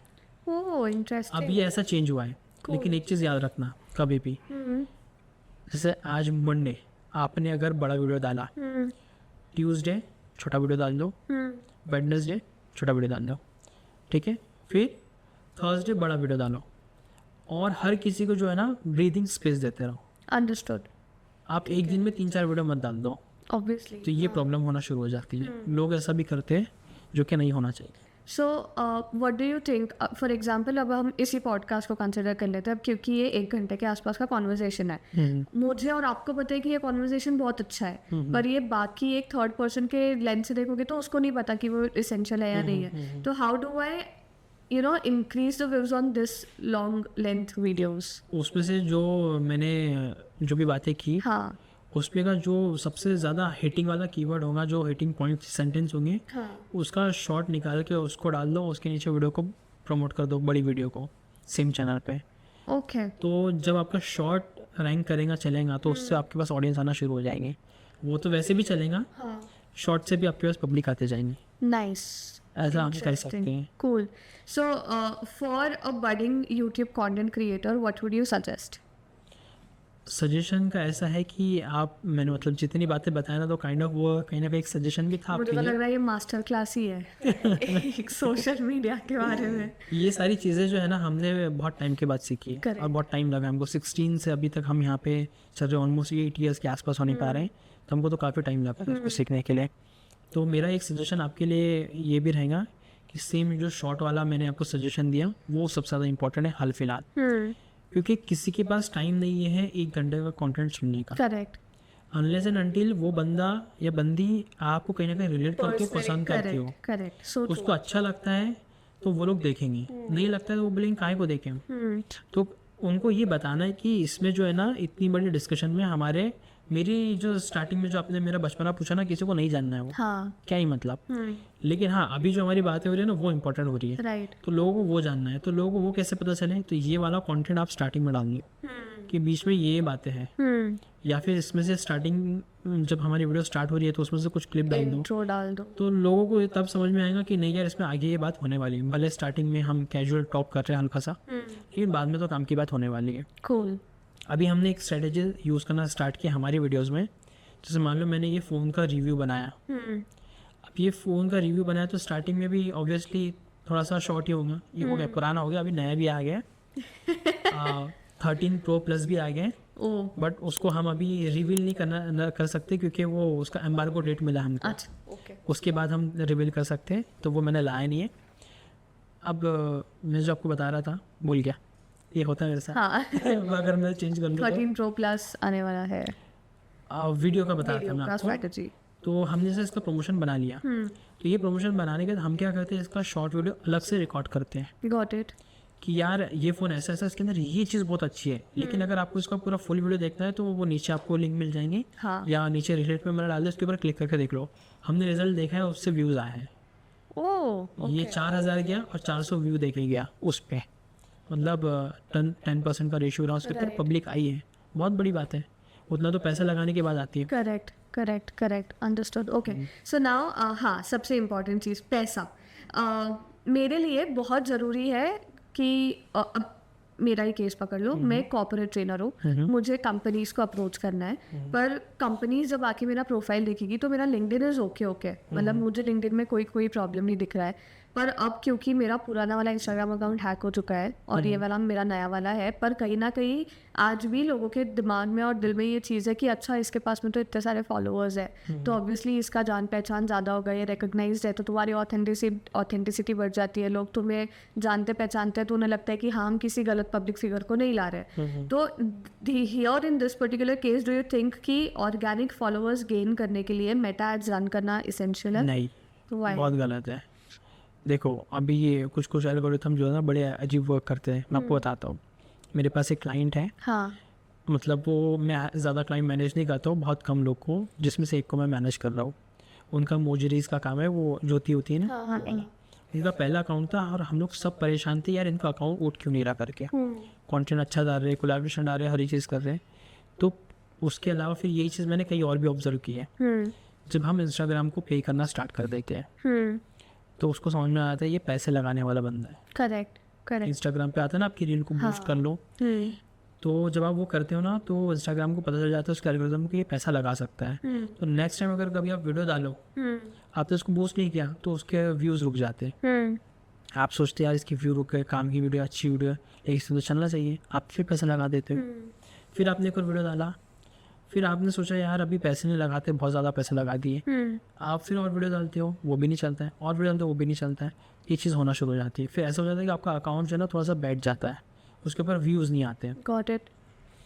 और कुछ लोग बैकग्राउंड म्यूज़िक यूज़ करते हैं। हमारे पास 2 इंस्टाग्राम अकाउंट हैं, दोनों इंस्टाग्राम अकाउंट में शायद ही हमने 1 या 2 बार कभी वो बैकग्राउंड म्यूज़िक यूज़ किया ट्रेंडिंग वाला, शायद ही। बाकी जितनी वीडियोस हमारी मिलियंस में गई है सब ऑर्गेनिकली गई है, हमारी कंटेंट की वजह से गई है, ना कि बैकग्राउंड म्यूज़िक की वजह से। तो ये सबसे बड़ा मिथ है। हाँ, हम तो बैकग्राउंड म्यूज़िक यूज़ नहीं करते हैं, और मैं ऐसा किसी को सजेशन नहीं दे सकता कि आप भी मत यूज़ करो, हर किसी के लिए अलग अलग मैटर करता है। लेकिन हाँ, पैसा जो है इंस्टाग्राम को मत दो, जब आप उसको पैसा देना शुरू करते तो उसको समझ में आता है कि ये पैसा देने वाला इंसान है। करेक्ट। और हमने मल्टीपल अकाउंट्स पे देखा है जिन्होंने पैसा लगाया तो उनका इंस्टाग्राम उठ नहीं रहा है, उन्होंने दूसरा इंस्टाग्राम अकाउंट बनाया वो उठ रहा है, ऐसा हो रहा है। ओके, कोई बेसिक कंटेंट मीडिया स्ट्रैटेजी दे पाओगे आप बिगिनर्स के लिए, या for somebody who is just starting of with the content creation? जैसे बहुत लोग को लगता है कि एक हफ्ते में 5 बार पोस्ट तो करना ही चाहिए, 5 बार पोस्ट करके 2 बार रील्स तो डालनी ही चाहिए, ऐसा कुछ? देखो हमारा जो टारगेट होता है, हम जो पर्सनली स्ट्रेटेजी अभी यूज़ कर रहे हैं, टेक की दिशा करके हमारा अकाउंट है। हाँ। तो उसके ऊपर हम जो स्ट्रेटेजी यूज़ कर रहे हैं, महीने का 26 वीडियो का हमारा टारगेट होता है। ओके। डेली एक वीडियो कैसा भी करके हमने डालना है, मतलब डालना है। रेयर केसेस में बीच में हम लोग क्या करते हैं, एक दिन का गैप चलो दे देते करके, ठीक है। नहीं हो पा रहा है करके। Breathing space. ब्रीदिंग स्पेस, वैसे तो ब्रीदिंग स्पेस हम लोग 24 आवर्स का देते हैं, ओके। लेकिन फिर भी कभी कभी बीच में हम लोग कुछ कुछ जगह ड्रॉप कर देते हैं, चलो ठीक है आज नहीं डालते करके। तो कंसिस्टेंसी जो है बहुत ज़्यादा इंपॉर्टेंट है। अब कंसिस्टेंसी से इन द सेंस ये नहीं कि रेगुलर पोस्टिंग, उससे मीनिंग है आप आज डालें, कल छोड़ दिए, परसों डाल दिए, या फिर आज डाले 2 दिन नहीं डाले, परसों डाले, बट एक थीम आपकी चलनी चाहिए। लेकिन ये 3 दिन 4 दिन ज़्यादा नहीं होने को ना, फिर आपका अकाउंट जो है ना धीरे धीरे ड्रॉप होना शुरू हो जाएगा। आप जितना कंटेंट डालते जाओगे डेली डेली डेली, उससे आपका एवरेज व्यूज़ बढ़ते जाएंगे, व्यूज़ बढ़ते जाएंगे। हाँ हाँ। कोई वीडियो उसमें से गलती से वायरल हो गया, वो वीडियो उठेगा, दूसरी वीडियो उठा देंगे। राइट। सबसे अच्छा बेस्ट एग्जांपल आज मेरे को याद है, यश मुखाटे ऐसा संडे में ना शायद, वो जो जिसने वो बनाया, तू थी मैं था, ऐसा वो लॉकडाउन में बनाया था एक वीडियो। मुझे उसका यशराज मुखाटे आपने देखा होगा उसको, उसका एक वीडियो वायरल हुआ था, वो वीडियो वायरल होने की वजह से पूरा उसका अकाउंट है, और आज वो बंदा हर वीडियो डालता है तो उठ जाता है, ऐसा होता है। कई दिन से कंटेंट डाल रहा था, उतना अच्छा नहीं जा रहा था, एक वीडियो से उठाया था वो वीडियो मैं आपको बाद में दिखाऊंगा। ओके। बहुत अच्छा वीडियो है, बहुत वायरल हुआ था वो खूबी लॉकडाउन में। इंटरेस्टिंग। तो जो लोग अभी स्टार्ट करना चाहते हैं उनके लिए यही कंसिस्टेंसी होनी चाहिए। ऑडियो पे उनको सबसे ज़्यादा ध्यान देना चाहिए, वीडियो क्वालिटी उतनी अच्छी नहीं भी रही तो चल जाएगा एक टाइम के लिए, बाद में वीडियो क्वालिटी मेंटेन कर लेना, लेकिन कंसिस्टेंसी इंपॉर्टेंट, और कंटेंट किंग होता है हमेशा। तो कंटेंट आपका अच्छा होना चाहिए, मीनिंग अच्छा जाना चाहिए। अगर आप कोई यूजलेस आप कंटेंट डाल दे रहे हो, कोई मीनिंगलेस डाल रहे हो, चल भी जा रहा है लेकिन ऑडियंस वैसी नहीं आएंगे। अंडरस्टूड। ठीक है। 2 लास्ट सबसे इम्पोर्टेंट क्वेश्चन, उसके बाद मैं मेरा फेवरेट गेम खिलवाऊंगी आपको। तो सबसे पहला तो tell me, because now that we are doing podcast, तो what do you think podcast as an industry in India? मैं बहुत ज़ीरो से स्टार्ट कर सकता हूँ इसको। लोगों को पता है एक बहुत बुरी आदत होती है कि 2 लोग क्या बात कर रहे हैं उसको सुनना। दैट्स वाई इंडिया में पॉडकास्ट अच्छे चल रहे हैं, सच बता रहा हूँ मैं। कोई भी जैसे अगर हम भी रेस्टोरेंट में बैठे और अगर हम बात कर रहे हैं ना, तो कोई ना कोई ऐसा दिखेगा ही, देखता है यार ये लोग क्या बात कर रहे हैं करके। राइट। तो ये जो है ना, ये जो कीड़ा होता है हमारे इंडियंस में कि 2 लोगों की बात सुनना, ये पॉडकास्ट को चलाता है। Got it. ये होता ही है। ओके। आपके पॉडकास्ट में दम ना भी हो, उनको दिख रहा है यार लोग कुछ तो भी बड़बड़ कर रहे हैं, है ना, तो वो थोड़ा सा रिलेट ये करते कि हमको अच्छा लग रहा है सुनने में, तो वो सुनना शुरू कर देते हैं। और वो फिर उनको कुछ काम की वैल्यू वाली बात मिल गई, फिर वो आपके फॉलोअर्स बन जाएंगे। Correct. Got it. Interesting. Okay, second question. Thank you, मैं इसको अपना मोटिवेशन कंसिडर करूँगी। सेकेंड क्वेश्चन इज़ कि बहुत सारे जो ट्रेडिशनल बिजनेस ओनर्स है, मतलब मेरे पापा के टाइम के, okay. तो उन लोगों को ना आज भी ऐसा लगता है कि इंटर्न्स हायर नहीं करना चाहिए, सोशल मीडिया प्रोफाइल नहीं बनाना चाहिए हमारे ट्रेडिशनल बिजनेस को। अगर मेरी किराना की शॉप भी है तो हमें कोई ज़रूरत नहीं है इंस्टाग्राम पे आने की। पर what would you suggest to them? जैसे मुझे ऐसा लगता है कि अगर आपका आज के तारीख में कोई सोशल मीडिया प्रेजेंस नहीं है, इट मीन्स कि कहीं ना कहीं लोग आप पे एक बार में फेथ नहीं कर पाएंगे, एक बार में ट्रस्ट नहीं कर पाएंगे। तो what would you suggest to all the traditional business owners? देखो ये जो लोग रहे ना, इनका एक टाइम बहुत ज़्यादा डिफरेंट था। हाँ, नो डाउट। तो वो लोग अगर ये सोचते हैं कि आज भी वही टाइम है, तो कहीं ना कहीं वो ऐसा, उनको गलत बोलना तो अच्छा नहीं लगता है, लेकिन वो कहीं ना कहीं गलत है। आज का टाइम जो है ना बहुत ज़्यादा चेंज हो गया है। अब जैसे मुझे अगर कहीं जाना है ना, तो मैं लोगों से पूछते भी नहीं जाऊँगा कि यार स्नेटावरी का घर ऑब्वियसली मैं बोलूँगा स्नेटावरी लोकेशन भेज दो। करेक्ट। तो जब अगर मान लो आपका कोई शॉप है और आपकी शॉप का मैं बोलूँ पूछते हुए आ जाओ, मैं रास्ते पे हज़ारों शॉप है, मैं कहाँ से ढूंढते हुए आऊँ, मुझे लोकेशन भेजो। लोकेशन पे जब आएगा तो मैं तो ये देखूंगा इसके पास स्टार रेटिंग कितनी है, लोगों ने क्या बोला है। और मेरे अंदर सबसे बुरी आदत क्या पता है, मैं रेटिंग देखने के बाद 1 स्टार वाली रेटिंग जाके पढ़ता हूँ, 1 और 2 वाली। मैं 4 5 वाली नहीं पढ़ता, अच्छी भी दिखी ना मुझे, 5 स्टार भी दिखा, 4 स्टार भी दिखा, तो मैं 1 में जाके देखता हूँ कि लोगों ने इसको क्या बोला है। राइट। वहाँ से मैं पकड़ने की कोशिश करता हूँ कि इसके साथ प्रॉब्लम क्या हो सकती है। और फिर अगर मैं वहाँ जा रहा हूँ तो फिर मैं वो ढूंढने की कोशिश करता हूँ जो 1% लोगों ने बोला है, कम लोगों ने, वो चीज़ आज भी हो रही है क्या। इससे मुझे समझ में आता है जो अच्छे रेटिंग मिले हैं कहने का पेड़ हो सकते हैं या बोल के दलवाए जा सकते हैं। करेक्ट। ये चीज़ होती है। तो सोशल मीडिया पे प्रेजेंस, गूगल मैप पे प्रेजेंस अगर आपका बिजनेस है, और एक अच्छा प्रोफाइल मेंटेन करना बहुत ज़्यादा ज़रूरी है आज के टाइम में। क्योंकि आज आपका जो बिजनेस है, आज दुनिया छोटी हो गई है। हाँ. कैसे मैं आपको बताता हूँ, हम बहुत ज़्यादा, everything is under one platform. हाँ, मेरी फ्रेंड वो आज यूएसए में है, मेरा एक फ्रेंड वो भी यूएसए में है। हम उनसे बात कर लेते हैं कैसे हो क्या हो, 5-10 मिनट 15 मिनट ऐसी अच्छी बातें हो जाती है। क्यों? क्योंकि हमारे पास आज स्मार्टफोन है, तो मुझे ऐसा लग रहा है कि यूएसए बाजू में है, राइट। तो दुनिया छोटी हो गई। तो आपको ज़रूरी नहीं कि बिजनेस आपको आसपास से मिले, मोहल्ले से मिले, करेक्ट। आज आपको बिजनेस कहीं से भी मिल सकता है। तो इस वजह से आपका प्रेजेंस इंटरनेट पे होना बहुत ज़्यादा ज़रूरी है। ओके। एंड अगर कोई एक ट्रेडिशनल बिजनेस ओनर है जो बस अभी अभी शुरू कर रहा है, या जिसको जेन्युइनली कुछ भी नहीं पता है, और मार्केट में इतने सारे लोग हैं जो फूल बना देते हैं इन लोगों को, बिकॉज इनको आइडिया नहीं है, इनको नॉलेज नहीं है, तो what would you suggest to them कि फर्स्ट ऐसे कौन से स्टेप्स होने चाहिए जो उनको लेने चाहिए उनके सोशल मीडिया के लिए? उनको सबसे पहले तो मैं ये बोलूँगा कि उनको कहीं ना कहीं अपने घर के बच्चों को इन्वॉल्व रखना ज़रूरी है। यस। ओके पापा। मैं बताता हूँ आपको कैसे।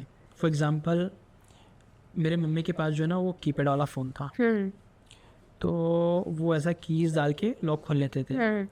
मैंने क्या किया, मेरा फ़ोन मम्मी को दे दिया। मम्मी ऐसा नहीं, मेरे को नया फ़ोन नहीं चाहिए, तेरा फ़ोन दे देना। ठीक है, तो मेरा फ़ोन दे दिया, आज भी वो चला रहे। तो मैंने जब उनको फ़ोन दिया ना, तो फ़ोन ऐसा, मैं कॉलेज से उठाता हूँ, मेरी मम्मी ने ऐसा किया। मैंने, मम्मी बाहर कुछ नहीं है, आपको नॉर्मली ऐसे करना, उठ जाते हैं। फिर मैंने वो बोले यार मेरे को शॉपिंग करना है, तो मैंने उनको फ्लिपकार्ट बताया, ये फ्लिपकार्ट है, आप ऐसा देख सकते हो। तो बोले यार मैं देख तो रही हूँ इतने दिन से, लेकिन मेरे को अच्छा लगा तो मैं क्या करूँ। हाँ। मैं उनको बताया कि यहाँ से जाना, ऐसा शेयर करना, आप मुझे शेयर कर सकते हो। मेरी उनकी चैट देखो, सिर्फ प्रोडक्ट्स बड़े बड़े पड़े फ्लिपकार्ट के। So cute. हाँ, हमारी बात कुछ नहीं हुई, आज तक कुछ नहीं हुई व्हाट्सएप पे। सिर्फ वो है कि उन्होंने मुझे कुछ ना कुछ प्रोडक्ट सेंड किया। ओके।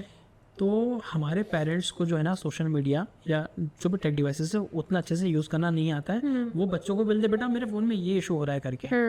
तो कहीं ना कहीं उनको जो है ना ये सारी चीज़ों में अपने बच्चों को इन्वॉल्व रखना चाहिए। राइट। आज छोटे से छोटा जो बच्चा होता है ना, उसको आपको फ़ोन लॉक करना नहीं सिखाना पड़ता। करेक्ट। मैं मेरी बिल्लियों की वजह से मैं जो है ना ऐसा गद्दा डाल के कभी कभी नीचे सो जाता हूँ।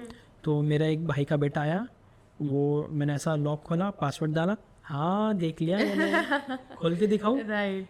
मैं दिया उसको, उसने खोल दिया, पासवर्ड याद हो गया उसको मेरा। हाँ। तो बच्चे इतने ज़्यादा शार्प होते हैं, स्मार्ट होते हैं। वो मैं देखता हूँ, वो उनकी उंगलियाँ बड़ी अच्छी लगती है, ऐसे करके ऐसे करेंगे, स्किप बटन पे दबाते रहेंगे, बस स्किप हो जाए, तो बहुत ज़्यादा फास्ट लर्न कर लेते हैं वो। तो बच्चों को इन्वॉल्व रखना ज़रूरी है, क्योंकि ज़्यादा जो स्कैम जिनके साथ हो रहा है ना, बड़े लोगों के साथ होता है। करेक्ट। बच्चे बड़े होशियार होते हैं। हाँ। तो उनको इन्वॉल्वमेंट ज़रूरी है। Okay, all right. And what platforms would you suggest for them to come over? हाल फिलहाल में जितने भी लोग ज़्यादातर जो बैठे हैं, वो सबसे पहला तो इंस्टाग्राम है, लेकिन इसके ऊपर जेंजीज भी ज़्यादा है। और जो आपका 25, 30 और 35 के ऊपर के जो लोग हैं वो थोड़े से कम है, वो फेसबुक पे। राइट। तो अगर पुराना लोग अगर कुछ स्टार्ट कर रहे हैं तो उनको फेसबुक और इंस्टाग्राम प्रेजेंस ज़रूरी है। उसके अलावा अगर वो कुछ वैल्यू ऐड कर रहे हैं उसके अंदर, कोई चीज़ एक्सप्लेन कर रहे हैं, जैसे नहीं पता होती वो एक्सप्लेन कर रहे हैं। जैसे ये कॉफ़ी बनाने की रेसिपी 1 मिनट से ज़्यादा की हो सकती है।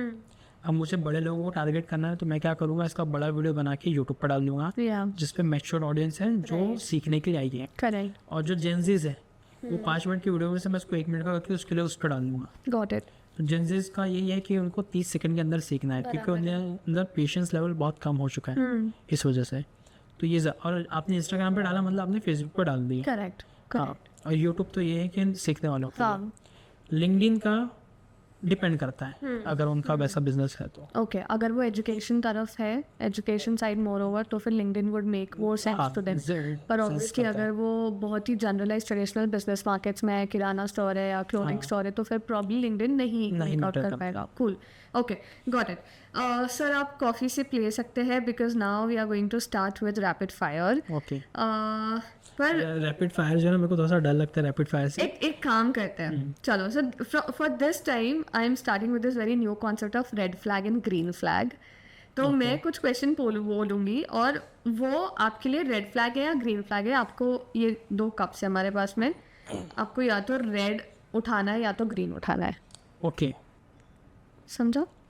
हाँ समझ तो गया, बट मैं सोच रहा हूँ कैसे क्वेश्चन होंगे।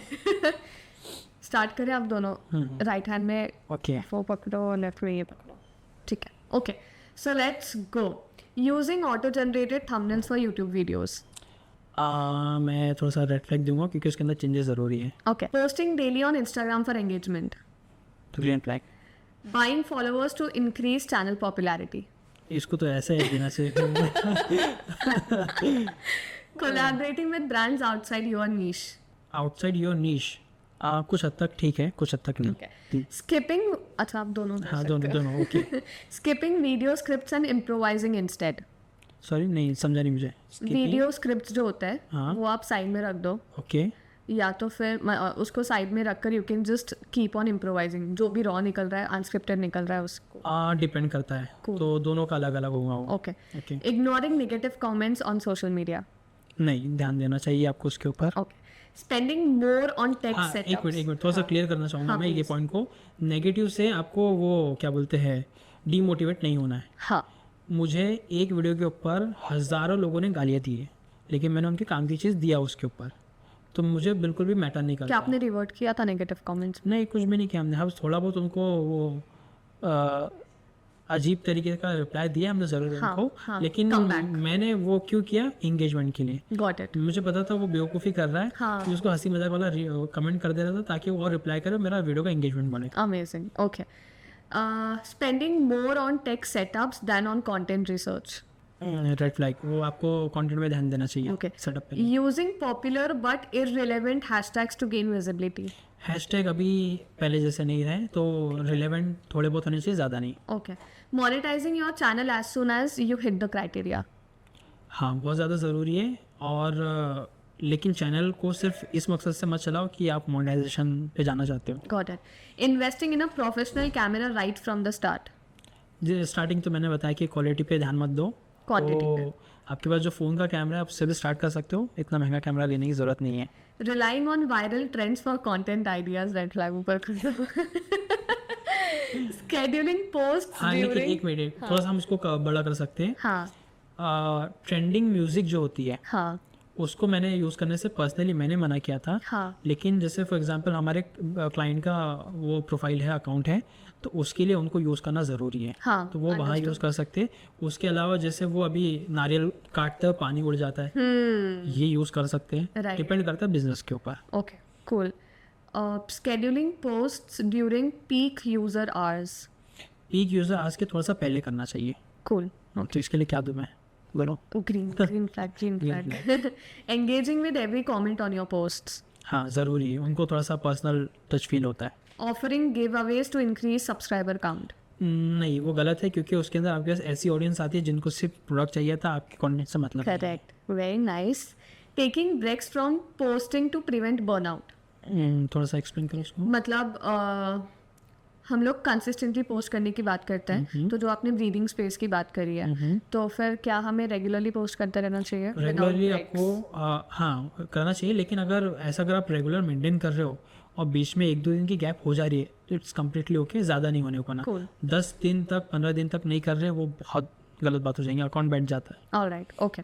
तो ये था हमारा green and red flag. Thank you सो हो मच। गया? हाँ ये हो तो गया, मेरा ये इजी हो था, सकते चलो हैं। अच्छी बात है। मैं तो डर रहा था कि क्या क्वेश्चन। नहीं।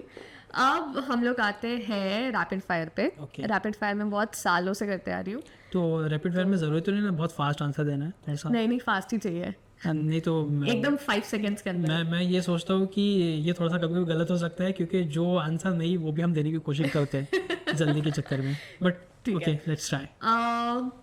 Favorite programming language and why?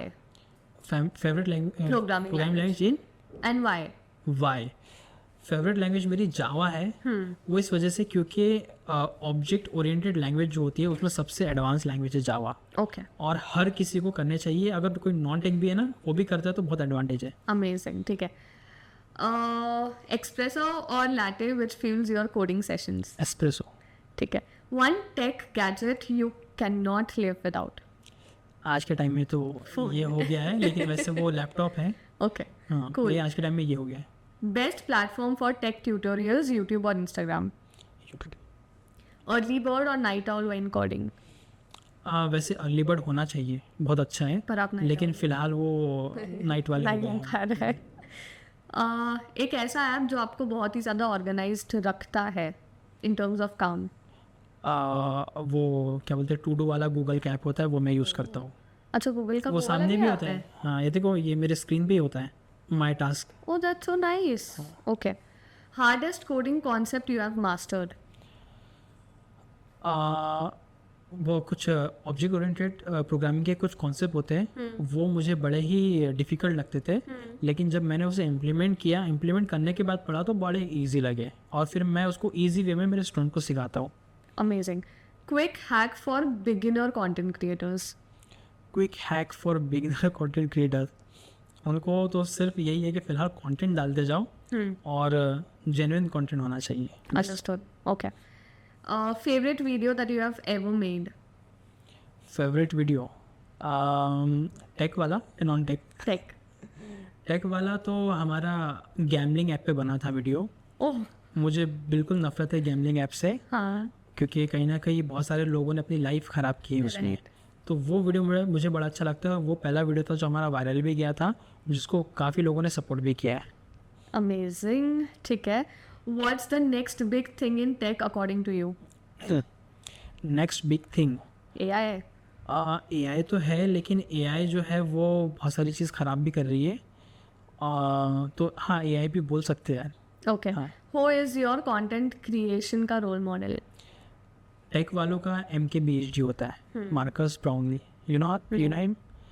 ये US का है कंटेंट क्रिएटर। हर कोई कंटेंट क्रिएटर जो टेक में है उनका फेवरेट मार्कस ब्राउनली होता है, या फिर मिस्टर हुज द बॉस करके के अरुण मैनी, इंडियन है वो UK में शायद रहता है, बाहर रहता है, वो है, और 2-3 और भी लोग हैं, ये सब हैं। Amazing. Okay. And the last but the most important question is one word about the Sneha Towry. अरे वन वर्ड तो पॉसिबल ही नहीं है। नहीं, please sir. हाँ but I can say you are amazing. जो आप कंटेंट बना रही हो वो बहुत अच्छा है, और मेरा सजेशन तो हमेशा ये रहेगा कि पॉडकास्ट जो है ना और बनाते रहो, हाँ. और रेगुलर डालते रहो, क्योंकि हाँ मैंने ऐसा देखा है कि यार पॉडकास्ट अच्छा लगा मेरे को तो मैं देखता हूँ, मुझे और देखना है करके। मुझे अगर उससे वैल्यू मिल रही है तो मैं उतनी बड़ी वीडियो देखता भी हूँ। Right. तो आज ऐसे भी ऑडियंस है यूट्यूब पे जिनको कुछ सीखना है। Correct. इतनी बड़ी बड़ी वो 1-1 घंटे के पॉडकास्ट होते हैं ना, इसके क्या बोलते हैं, वीर बैसप के होते हैं और राज शर्मानी के होते हैं, और भी मुझे मिल जाते हैं, मैं सारे देखता हूँ, Yeah. क्योंकि मुझे अगर वैल्यू मिल रही है, Obviously. मुझे उससे कुछ सीखने मिल रहा है तो मैं देख रहा हूँ।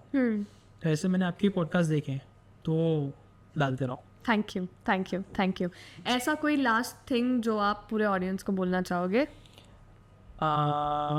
टेक्नोलॉजी जो है वो बहुत ज़्यादा फास्ट मूव कर रही है। हाँ. हम सबको अवेयरनेस की बहुत ज़्यादा ज़रूरत है, और टेक से दूर भागना मतलब बेवकूफ़ी है आज के टाइम में। तो मेरा सजेशन हर किसी के लिए ये होगा कि टेक को छोड़ने से अच्छा है इसको एक्सेप्ट कर लो।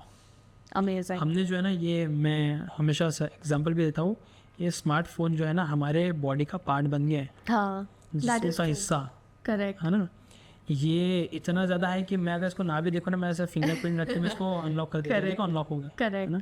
Correct. और मुझे पता है कि यहाँ पे लॉक बटन है, यहाँ पे वॉल्यूम बटन है, तो ये हम बगैर देखे इसको ऑपरेट कर सकते हैं आज। वो हमारे अभी तो- कॉन्शियस माइंड में घुस चुका है. हाँ चैट भी हम ऐसे करते हैं, हाँ ठीक है ना आ जाऊँगा, इतना ज़्यादा हो गया है। Right. तो टैग को जो है ना हम छोड़ नहीं सकते, लेकिन हाँ टैग जो है नुकसान भी देता है, तो आपको उस हिसाब से यूज़ करना है। डोंट यू थिंक सो कि टेक नुकसान देता है तो कहीं ना कहीं दिमाग के अंदर उतना कंट्रोल होना ज़रूरी है जो हम खुद से ही ला सकते हैं? हाँ वो तो एग्जैक्टली हम देखो, दुनिया में मैं जो समझता हूँ सबसे ज़्यादा पावरफुल की चीज़ है तो वो हमारा माइंड है। Human brain. करेक्ट. वो तो है भी, लेकिन ये आपके माइंड को कंट्रोल करता है। तो इसको जितना कम हो उतना यूज़ करो, जितना कम हो उतना यूज़ करो। लेकिन ये वो एक टर्म है जादूगरों का, वशीकरण। हाँ वश में करके उसको आगे वाले को कुछ तो भी एक्टिविटी करवाना, ये वशीकरण करने वाली चीज़ है। अंडरस्टूड। मैं भी जब रात में सोने के लिए जाता हूँ ना, मैं उसको ऐसा, जितना मेरा हाथ आगे बढ़ रहा है ना उतना मैं ऐसा दूर रख देता हूँ उसको और मैं सो जाता हूँ। मैं मम्मी का एक बार मैंने फ़ोन देखा, मम्मी फ़ोन कहाँ रखते आप? बोले यहाँ पीछे रखती हूँ। बोले और पीछे किया करो उसको, आप इसको दूर रखो आप सोते टाइम पे। तो ये चीज़ों से बचने की भी ज़रूरत है आपको, लेकिन हाँ बचना इन द सेंस इसके एडिक्शन से बचना है। हाँ। लेकिन इसका यूसेज तो आपको काम नहीं है। राइट। लोग अभी जो है ना इसके एडिक्शन से बचने के लिए वो पुराने फ़ोन पे जा रहे वापस। हाँ मैं देखा है। मैं भी सोच रहा हूँ कि एक फ़ोन अब लेना ज़रूरी है। नहीं जिशान, अगर तुम ले लोगे तो फिर हम कैसे कर पाएंगे? हमको तो टेक का वैसे भी टीवी नहीं समझता है, तो तुम मत करना ये सब चीज़ें। But it was amazing having you. हम लोग फाइनली 5 महीने बाद ये कर पाए, so thank you so much for coming here. मुझे बहुत थैंक यू सो मच, आपने भी बुलाया और आपकी ऑडियंस पे भी ये कवर करना एक अच्छी बात है। और कहीं ना कहीं जो बातें मैंने बोली वो आपके लिए भी हैं। हाँ 100%। तो मुझे तो आपका चैनल अच्छा लगता है और मैं चाहता हूँ कि वो अच्छा बढ़े, यस वो मिलियंस में जाए, ये हमारा टारगेट है। वो गोल बड़ा रखना चाहिए, उतना नहीं भी हो आप तो लाखों तो मैनिफेस्ट कर जाएंगे। रहे हो ना आज? ठीक है ठीक है guys, we all are manifesting that मेरा चैनल मिलियंस पे जाएगा। बिल्कुल जाएगा, क्योंकि दिशान जैसे गेस्ट आ रहे हैं तो जाएगा ही, मतलब आई एम प्रीटी श्योर। मेरे से भी अच्छे गेस्ट बुला, मैं तो बोलूँगा और भी लोग हैं। बिल्कुल। So thank you so much for coming. It was amazing having you. Thank you so much everybody for watching the Sneha Towri, and we really hope that you must have enjoyed and you must have learned a lot of things out of this tech based podcast today. और ये नीश मैंने specifically बचा के रखा था क्योंकि मैं चाहती थी कि मैं आप लोगों तक के एक ऐसे एक्सपर्ट को लेकर आऊँ जिन्होंने अपना दिन रात तन मन धन सब इसी में दिया है, और उन्होंने जो कुछ भी अपने लाइफ में आज तक के अचीव किया है, it's incredible. I mean understand कि अगर यूट्यूब पे किसी के 1 लाख के ऊपर के सब्सक्राइबर्स है तो of course he must have done something good. तो thank you so much again. आपको भी thank you. Come on. But thank you so much and stay tuned, and thank you so much for watching Sneha Towri. अच्छा, आपने subscribe का नहीं बोला audience को। Oh, so sorry.